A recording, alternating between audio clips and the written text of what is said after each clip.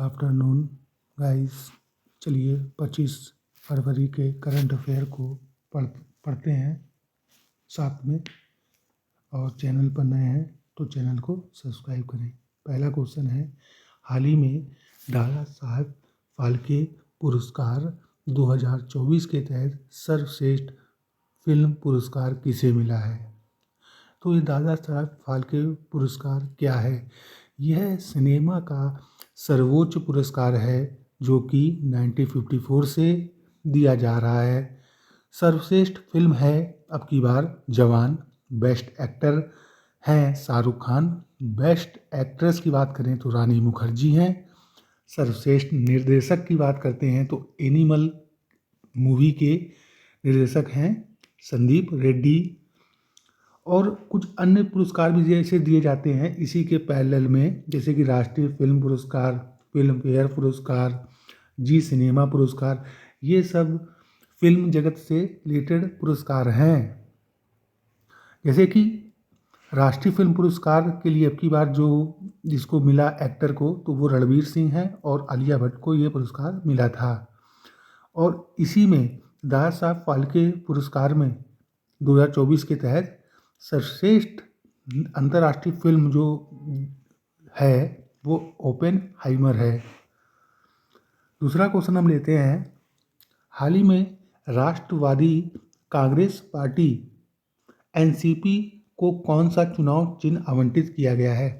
तो चुनाव चिन्ह है तुरहा बजाता व्यक्ति। पहले था घड़ी, क्योंकि आपको ये समझना होगा कि जो इनकी जो पार्टी है ना महाराष्ट्र में, तो महाराष्ट्र में दो गुट बदल गए थे, एक अजित पवार और एक शरद पवार। इनके भतीजे हैं अजित पवार शरद पवार के। तो ये चले गए थे बीजेपी के साथ, तो इनकी पार्टी दो गुटों में बढ़ गई। तो जो अब चुनाव आयोग ने इनको आवंटित किया है चुनाव निशान, वो है तुरहा बजाता व्यक्ति। ठीक है, तो ये क्वेश्चन हमारा इस प्रकार से क्लियर हुआ। तो क्वेश्चन में यही आएगा कि हाल ही में राष्ट्रवादी कांग्रेस पार्टी एनसीपी को कौन सा चुनाव चिन्ह आवंटित किया गया है? तो ऑप्शन 4 होंगे वहाँ पे। ये भी ऑप्शन हो सकता है कि घड़ी। लेकिन तीसरा टॉपिक हमने उठाया है सैन्य अभ्यास से। तो हमने सैन्य अभ्यास से उठाया है कि हाल ही में त्रिपक्षीय अभ्यास दोस्ती कहाँ प्रारंभ हुआ, किन देशों के बीच प्रारंभ हुआ, कौन सा संस्करण था, पर्यवेक्षक कौन था, किस प्रकार का अभ्यास है, इसकी शुरुआत कब हुई, क्यों हुई। तो हम ये सब जानेंगे इस अभ्यास में, दोस्ती अभ्यास में। तो ये कहाँ हुआ? तो ये मालदीव में हुआ। कौन कौन था इसमें? भारत, श्रीलंका और मालदीव थे।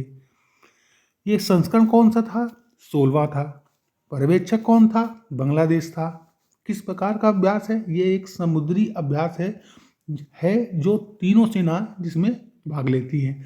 इसकी शुरुआत जो है 1991 में हुई है। ये क्यों होता है? क्योंकि समुद्री सुरक्षा में सहयोग और आतंकवाद से मुकाबला, प्राकृतिक आपदाओं से निपटना इसका मेन उद्देश्य है। और भारत और मालदीव के बीच अन्य कुछ सैन्य अभ्यास होते हैं, जैसे एक्वरिन एक अभ्यास है, वो भी भारत और मालदीव के बीच में होता है।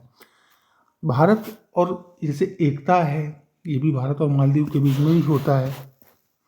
अब हम चौथा टॉपिक लेते हैं, अंतर्राष्ट्रीय अभ्यास।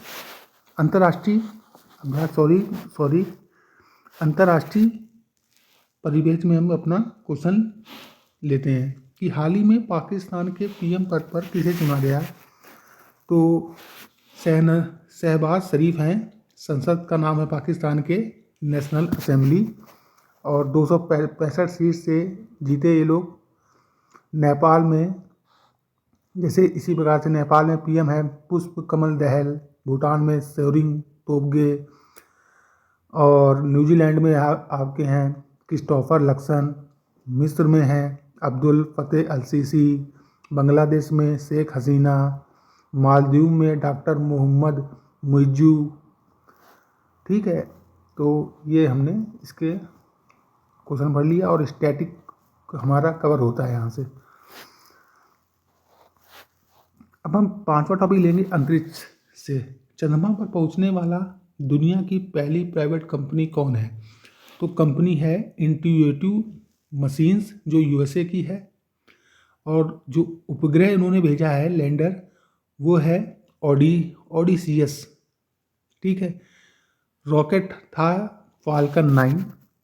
और पहला यदि बात करते हैं तो पहले था पेरेग्रीन फर्स्ट। और पहला व्यक्ति जो चंद्रमा पर पहुंचा था वो था नील आर्मस्ट्रॉन्ग और बज एल्ड्रिन। बट कदम चंद्रमा की सतह पर रखा था नील आर्मस्ट्रॉन्ग ने, बज एल्ड्रिन ने नहीं रखा था। भारत ने भी अभी चंद्रयान 3 छोड़ा था, यही चंद्रमा के दक्षिणी ध्रुव पर जांच करने के लिए भारत ने भी चंद्रयान 3 यहाँ से अपने इंडिया से छोड़ा था। विक्रम का नाम था, लैंडर का नाम था विक्रम, रोवर का नाम था प्रज्ञान।